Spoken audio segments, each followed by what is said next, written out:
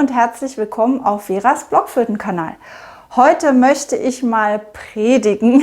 Ich möchte euch mal wieder ans Herz legen, wie wichtig die Atmung beim Blockflöte-Spielen ist. Die richtige Atemführung, die richtige Atemstütze, und das zeige ich euch auch an ganz konkreten Beispielen.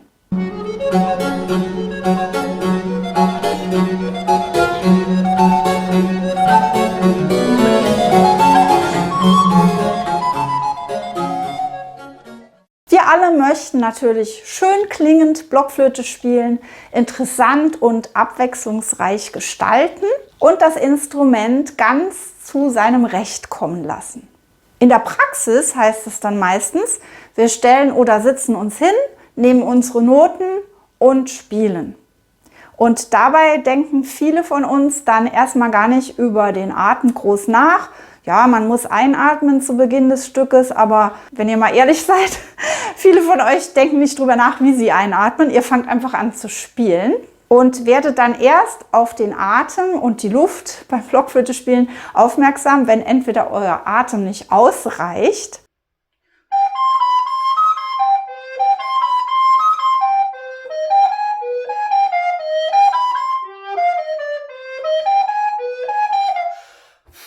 oder wenn es verstimmt klingt oder wenn euer Ton zittrig klingt. Dann denkt ihr vielleicht auch, vielleicht hat das irgendwie mit der Ein- und Ausatmung zu tun.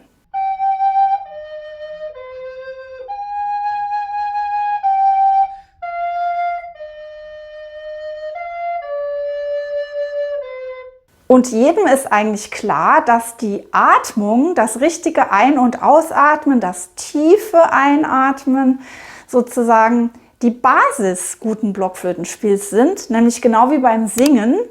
Wenn man da keine gute Atemtechnik hat, dann kann man auch nicht wirklich gut singen. Also das ist ja der Geheimtipp der Profis sozusagen. Die haben diese Zwerchfellstütze und diese richtige Atmung und dadurch können die auch zum Beispiel eine ganze Bühne mit ihrer Stimme füllen, ohne Verstärker und Lautsprecher, einfach weil die Technik entsprechend da ist. Natürlich seid ihr jetzt keine Blockflötenprofis oder manche von euch vielleicht schon, aber ihr wollt das ja als Hobby betreiben. Und trotzdem und auch dann ist es unheimlich wichtig, dass ihr eure Atemführung, eure Ein- und Ausatmung auf die richtige Art trainiert. Bevor ich meinen Video-Online-Kurs Blockflöte Next Level veröffentlicht habe, habe ich den getestet an lebenden Objekten. Nämlich es gab einige Teilnehmer, die den Kurs durchgenommen haben und mit denen ich mich regelmäßig zusammengesetzt habe und dann Feedback bekommen habe. Da war immer dieses für mich etwas lustige Phänomen, dass dann manche nach einer Woche schon gesagt haben, ja, mit dem Kapitel Atem bin ich fertig. Das habe ich mir angeschaut. Und da musste ich so ein bisschen schmunzeln, weil mit dem Kapitel Atmen ist man nie fertig. Nein, aber jetzt im Ernst. Natürlich kann man diese Videos sich alle innerhalb von einer Woche angucken und mitmachen bei den Übungen. Aber der Atem muss immer trainiert werden. Und in dieser Testphase haben alle gemerkt im Verlauf, als es dann an die weiteren Kapitel ging, nämlich die Artikulation, die Fingertechnik, die musikalische Gestaltung, dass man immer wieder zurückkommt auf den Atem.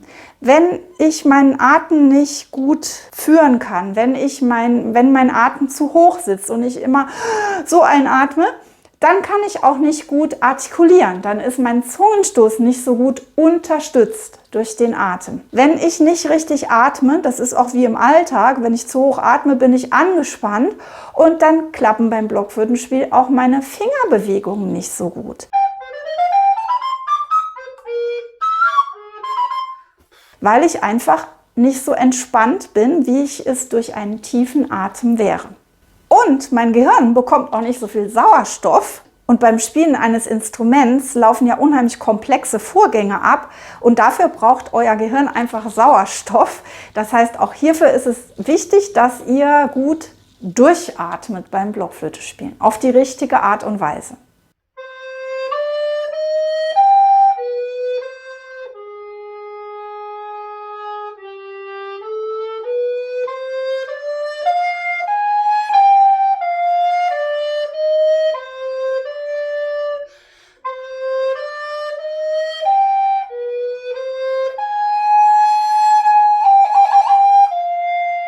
Ich zeige euch heute mal 3 typische Beispiele dafür, wie es sowohl bei Anfängern als auch bei sehr fortgeschrittenen Blockflötenspielern schiefgehen kann durch eine falsche Atemtechnik oder eine noch gar nicht existierende Atemtechnik.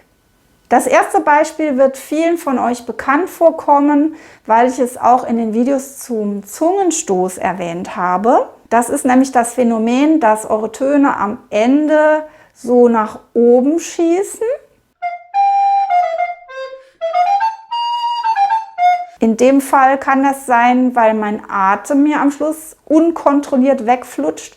Es kann aber auch sein, dass eure Zunge zu heftig an den Gaumen stößt am Schluss des Tones. Aber darüber wollen wir heute nicht reden. Wir wollen über dieses Phänomen reden, dass euer Atem einfach am Schluss nicht mehr kontrolliert ist und nach oben schießt. Genauso kann euer Atem auch am Ende des Tones absinken. Und letzteres kommt bei fortgeschritteneren Spielern häufiger vor als dieses unschöne Tft am Ende des Tones.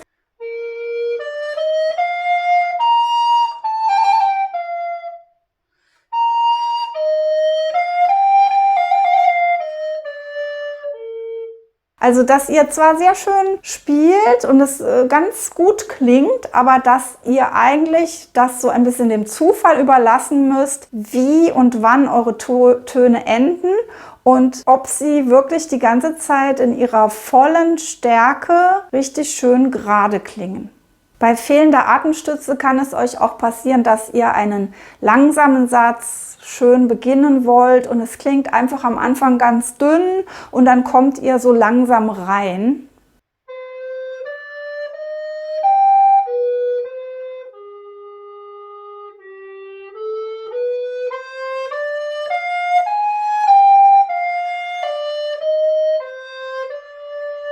Das hat alles damit zu tun, dass ihr noch nicht in der Lage seid, euren Atem ganz gestützt und geradlinig zu führen.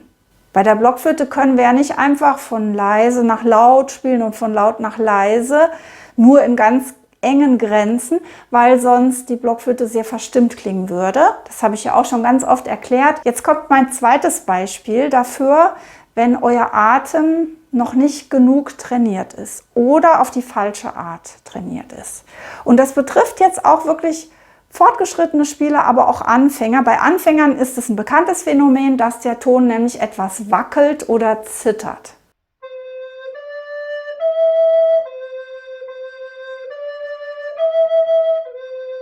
Aber das Phänomen des Zitterns gibt es auch bei sehr fortgeschrittenen Spielern. Da ist es auch oft unbemerkt. Bei so manchen Tönen, obwohl der Rest eigentlich gut klingt und auch gut gestützt klingt oder gestützt ist mit dem Atem, aber bei manchen Tönen ist das wie so unterbrochen und wird kompensiert durch zum Beispiel ein Zittern des Kehlkopfes.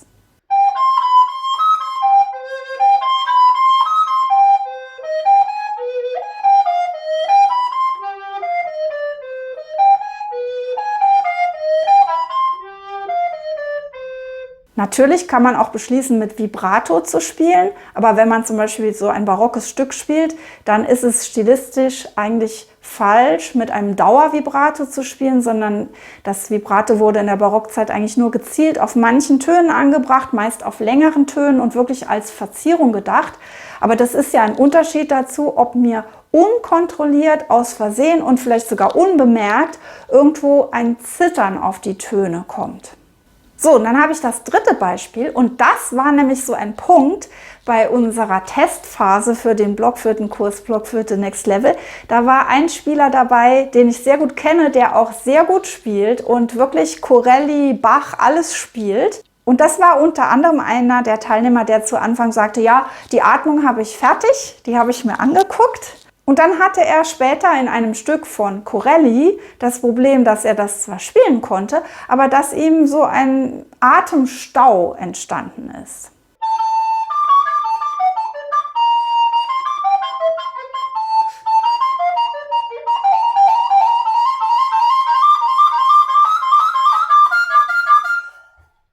Dass er zwar wusste, wo kann er atmen, Aber trotzdem ist er in so einen Atemstau gekommen. Das kennt ihr vielleicht, dieses Problem, dass man einerseits fast platzen könnte vor Luft und andererseits die Luft einfach nicht reicht, um das Stück schön und mit gleichmäßig lauten Ton zu spielen.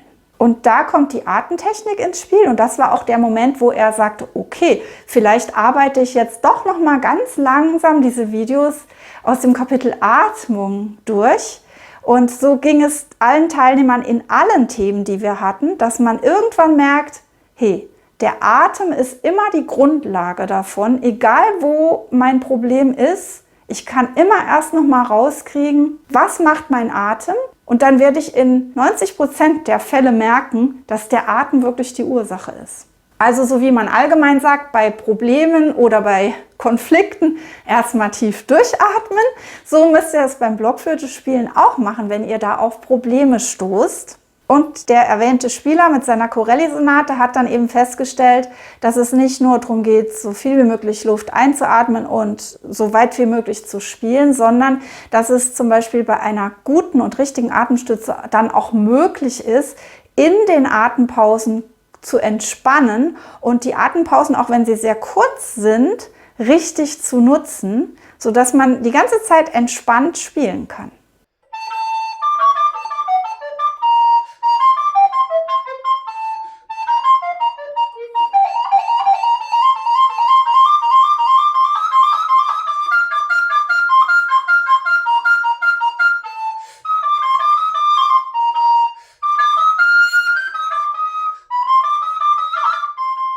Ja, das waren jetzt mal 3 Beispiele. Aber wie gesagt, der Atem ist ja die Basis für das gesamte Blockflötenspiel. Deshalb hätte ich jetzt auch 300 Beispiele nennen können.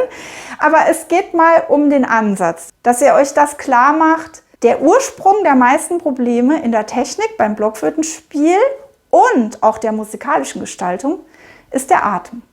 Schreibt mir doch mal in die Kommentare, ob ihr euch darin finden könnt, welche Fragen ihr vielleicht hierzu habt. Lasst uns mal hier eine rege Diskussion führen um dieses Thema Atem. So, Amen, das war meine Predigt. Ich hoffe, es hat euch gefallen und bringt euch was.